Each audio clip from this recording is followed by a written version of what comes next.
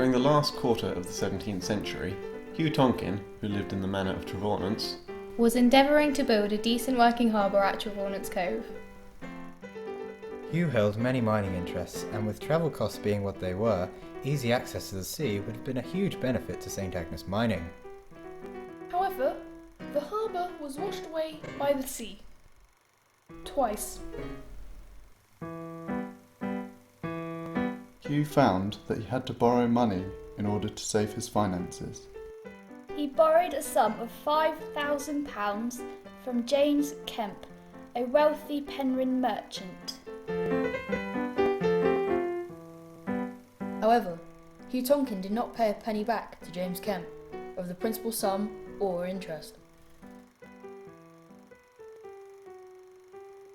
Eventually, Samuel Enys has become involved.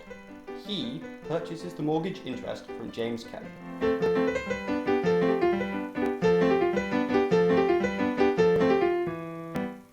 He attempts to collect payments from Hugh Tonkin.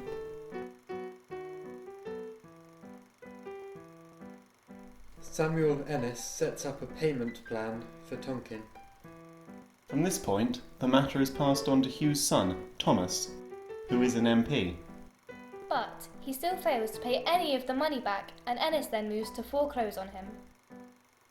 Enys applies to the House of Commons, and it is from that point the payment plan is put into place. As Tonkin fails to repay, Enys then has to go to the Chancery in London to obtain an order which allows him to repossess Tonkin's lands, which includes the manor of Trevornance. After a great deal of legal correspondence, it then becomes necessary to instruct bailiffs to evict the Tonkins.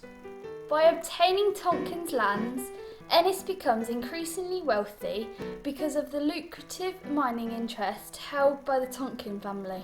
Enys' next problem arises when a Nicholas Donnithorne, who rents from Tonkin various lands, refuses to pay Enys any rent, and clearly states that if Mr. Enys doesn't know how much he owes him exactly, then he won't pay a penny. So it's back to court again. Eventually, Samuel passes away, and his son John inherits the headache.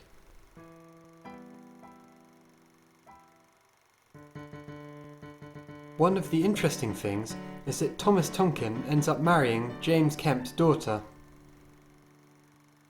So, James Kemp becomes Thomas Tonkin's father-in-law.